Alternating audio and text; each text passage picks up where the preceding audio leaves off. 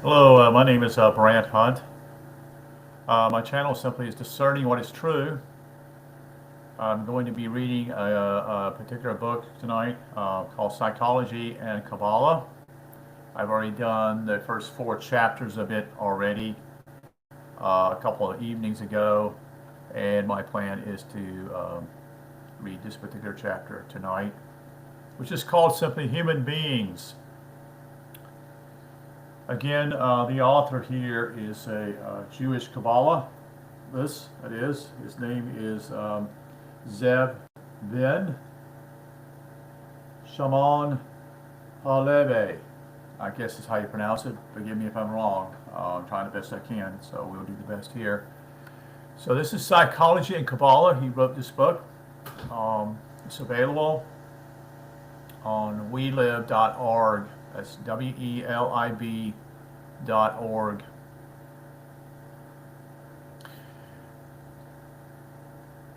Again, my channel simply is Discerning What is True. Human beings are not like any other creatures in existence because they come from the world of emanation and not creation. While it is said in the Bible that Adam was created on the sixth day, it will be remembered, according to Kabbalah, that Adam Kadmon pre-existed creation, and me and Phil Langdon talked about that a little bit yesterday in a live program. If you want to look at that, it's on my YouTube channel, simply Discerning What is True, and it's also on my Facebook channel, simply is my name, Brant, B-R-A-N-T, Hunt. The appearance of a spiritual Adam in Bria is another way of presenting the idea of the divine image at the next and lower level. As such, the Bria to Adam presented by being the last to be created, the image of a spiritual perfection. Lucifer, the highest archangel, hold on just a second here, let me get a glass of water.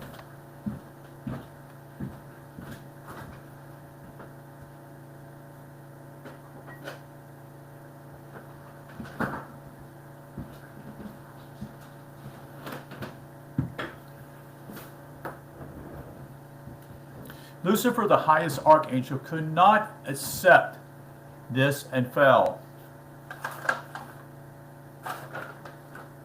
His place, as says, was later filled by Enoch, the first man to return from the descent into matter and transfigured his experience of all the worlds into self-realization to become Metatron. Enoch Metatron marks the beginning of a vast process in which Adam Kadmon is transformed by humanity from a state of innocence into that of experience.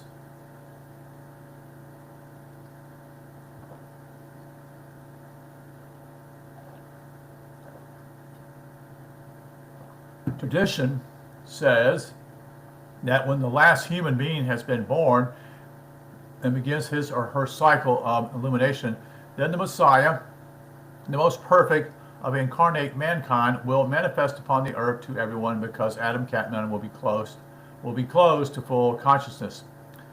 These final days at the end of the tree are still some way off, though. We are told, that is. Meanwhile, humanity must continue the process of individual and collective development as it works its way through fate, F-A-T-E, and destiny. According to some rabbis, all human beings begin existence as Neozod, or sparks within the radiant images of Adam Kadmon.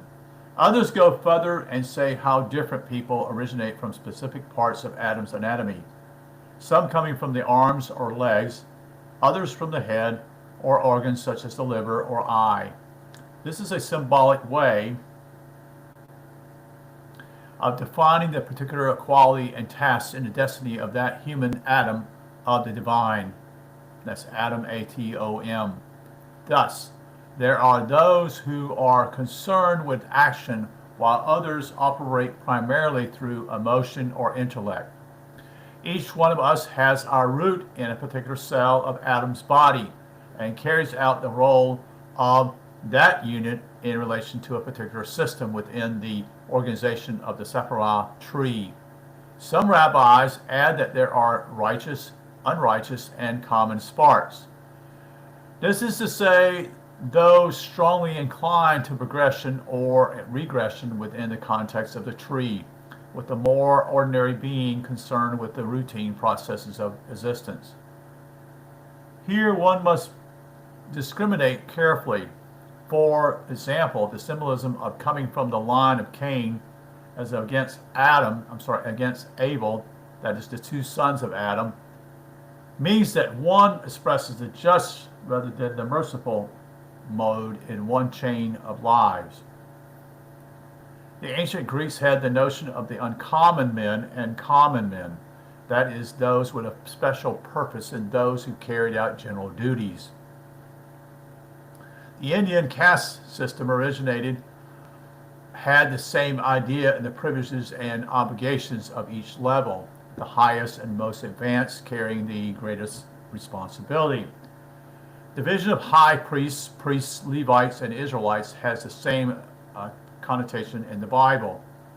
Kabbalistic tradition goes on to describe how these sparks or atoms from the world of light are sent down into creation to participate in a vast cycle of self-realization. A vignette of this process is the image of a human being coming out of Azila and entering the seventh heaven with the cry, "I am," end quote, as it comes into the spiritual universe. Here, energy is added to consciousness, and the first differentiation concurs at the photon of divinity becomes aware of moving in space and time. The contrast between this cosmic dimension and eternity must be enormous, and many seek to return to the radiance whence they come, or whence they came, I should say. However, the velocity and density of creation plus the impulse that sent them forth carries them downward through all the 7 levels of spirituality to a place called the treasure house of souls that is situated beneath the throne of heaven.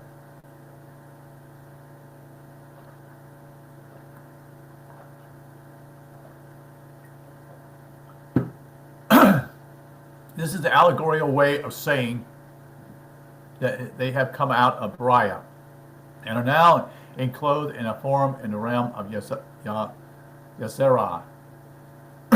That's spelled Yezirah. Here, Kabbalists say they wait until they are born, as there appears to be a definite sequence of arrival and departure between the upper and lower world of physicality. No one is moved without reason, for that would be contrary to the whole scheme of existence, which is founded upon laws that control an orderly progression. Like the construction of a building or the gestation of a child, each phase must proceed according to a plan that allows both the general and the particular to emerge at the right moment and place. Thus, while individual sparks experience descent into spirit, psyche, and body as a very personal event, it is, in fact, carefully coordinated with other sparks. These might come from the same root, to act and support, or to be fated to oppose or facilitate the development of that specific human entity. The paragod, P-A-R-G-O-D, or great curtain that Enoch saw hanging before the throne of heaven, holds the grand design of human destiny. As the pattern of threads intertwine throughout the fabric, so a human spirit weaves its cosmic destiny through many fades.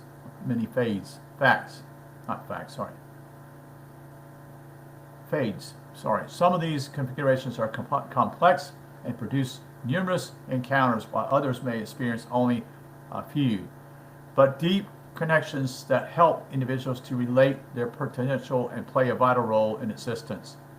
According to some, at the beginning of the present great cycle, or Shemitah, only a few human beings were incarnated upon the face of the earth.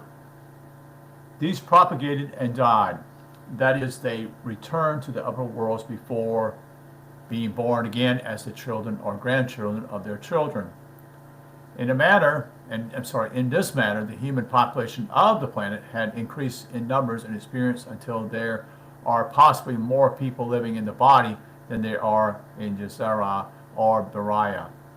Tradition says there is a set number, that is in Second Esdras, Esdras 4:36. The population explosion is expected to level off as people come and go, so the ebb and flow of the living and dead set up a tidal rhythm of generations that influenced history according to personal and collective karma. Thus, the infamous Holocaust of the Second World War, for example, served its cosmic and individual purpose in bringing about the state of Israel. Many who died in the gas chambers, it's been said, have been reborn into that country with the deep conviction of never again, as their unconscious personnel and collective memory of a former life turns the current generation of Israelis into a nation under arms.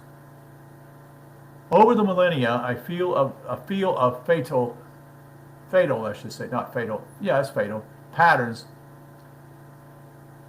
based upon karmic relationships and stages of development has been built up. To affect not only the individual, but their soul groups and spiritual associates, as well as their social and cultural settings.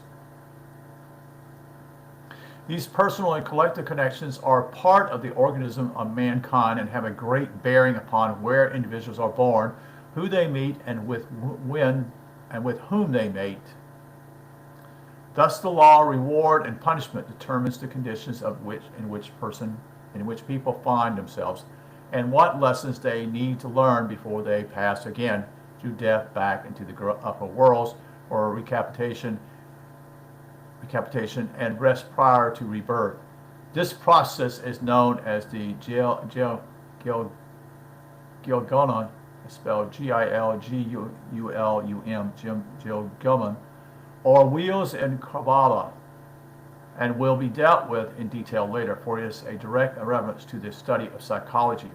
However, before this, we must examine the Kabbalistic theory of the four worlds and see how they correspond to the levels within a human being.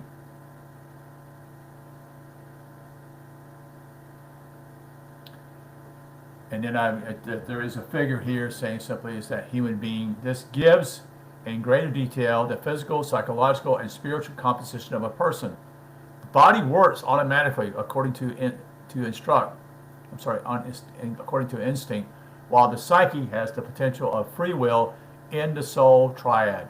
This can only be activated by the path of honesty between the ego and the self. In other words, he's talking, what I understand, something what Phil talks about, what he calls self-honesty.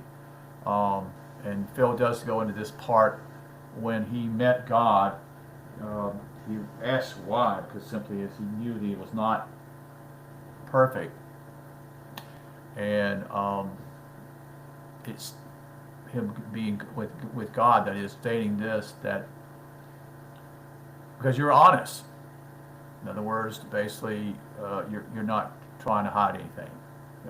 You're not protecting your own ego, okay? And this is part of the axis of consciousness that rises out of physical evolution, social conditioning, and the process of we call individualization. Above are the 7 levels of the spirit or transpersonal awareness. And that's the end of chapter 5. I didn't have any idea how long it would be, if it's short or long. This is got quite a few chapters, so we're going to stop here at this point. Let me check this out, make sure everything's correct like I want it to be. Let's see here.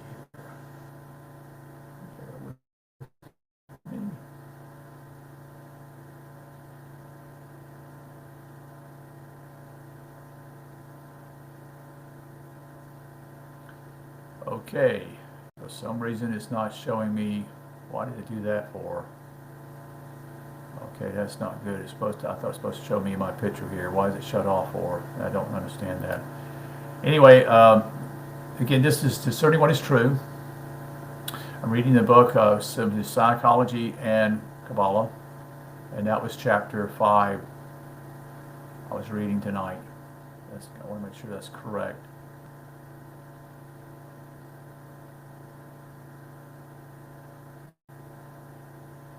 Yes, that's correct. Okay, all right. Okay, so we're gonna end that tonight. That is, I just want to get through this real quickly. It's about 15 minutes. I plan to continue to do more of this particular book I'm reading, Psychology and Kabbalah. I also will continue to work through this book also. Um, there's not a lot here, but what I mean by not a lot in this book is a lot less reading, but has a lot of images and symbols in this, which are very hard to understand unless someone knows these things. And the only one I know would be able to understand this artwork in here and images is Phil Langdon. And if you haven't listened to Phil Langdon, I had a conversation with him yesterday, a live show, and you can go to my channel, Discerning What Is True, or you can go simply to my Facebook channel, simply Brant Hunt, and it will be located there. Okay, all right, we'll let you go now. Thank you for listening. Have a good evening, and take care.